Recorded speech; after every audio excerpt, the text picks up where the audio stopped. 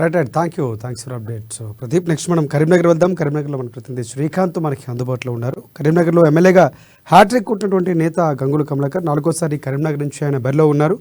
గెలుపును కాంక్షిస్తూ కొండగట్టు అంచనా ఆలయానికి కాలినడకల మొక్కులు తీర్చుకున్నటువంటి సీతారాపురం కాలనీవాసులు మహిళలు ఉన్నటువంటి పరిస్థితి కనిపిస్తుంది. గంగులు గెలిచాక మళ్ళీ మొక్కులు చెల్లించుకుంటాము అన్నటువంటి మహిళలు ఇక్కడ వ్యాఖ్యలు కనిపిస్తున్నారు. వారితో మరిన్ని అప్డేట్స్ అందించేందుకు మన ప్రతినిధి శ్రీకాంత్ ఉన్నారు. శ్రీకాంత్, చెప్పండి.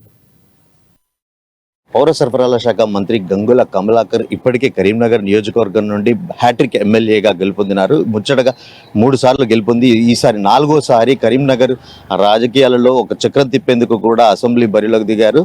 మళ్ళీ 4వ సారి మంత్రి గంగుల కమలాకర్ గెలవాలంటూ కూడా స్థానికంగా సీతారాంపూర్ కాలనీ ప్రజలు, మహిళలు పెద్ద ఎత్తున కూడా సుప్రసిద్ధ దేవాలయమైన కొండగట్టు ఆంజనేయ స్వామి దేవాలయానికి పాదయాత్రగా బయలుదేరి వెళ్తున్నారు.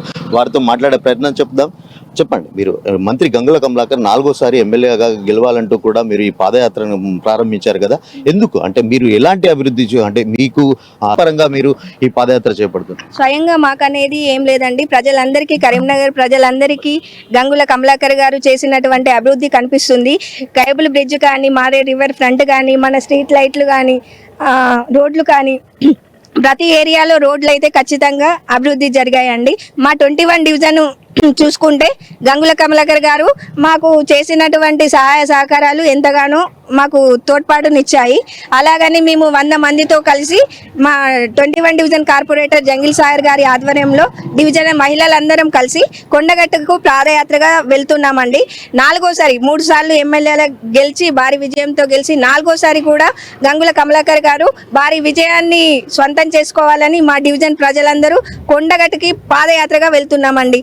మళ్ళీ ఇంకా కూడా సార్ కమలాకర్ గారు గెలిచిన తర్వాత మళ్ళీ కూడా డివిజన్ ప్రజలందరము మేము భారీ ఎత్తున ఇంకా భారీ ఎత్తున కూడా మేము కొండగట్టుకు పాదయాత్రగా వెళ్దామని డిసైడ్ అయ్యామండి.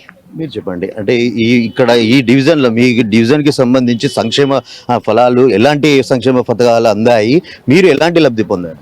మాకు గంగుల కమలాకర్ గారు ఇక్కడ చేసినవి చాలానే మంచి పనులు ఉన్నాయి. ఇంకా కూడా ముందు చేయాలని కోరుకుంటూ ఈరోజు కొండగట్టుకు 100 మందితో పాదయాత్ర చేస్తున్నామండి.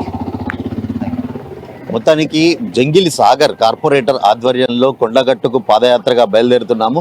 మంత్రి గంగుల కమలాకర్ ఆధ్వర్యంలో కరీంనగర్ గణనీయమైన అభివృద్ధి చెందుతుందంటూ కూడా 4వ సారి కూడా ఆయన ఎమ్మెల్యేగా గెలిచి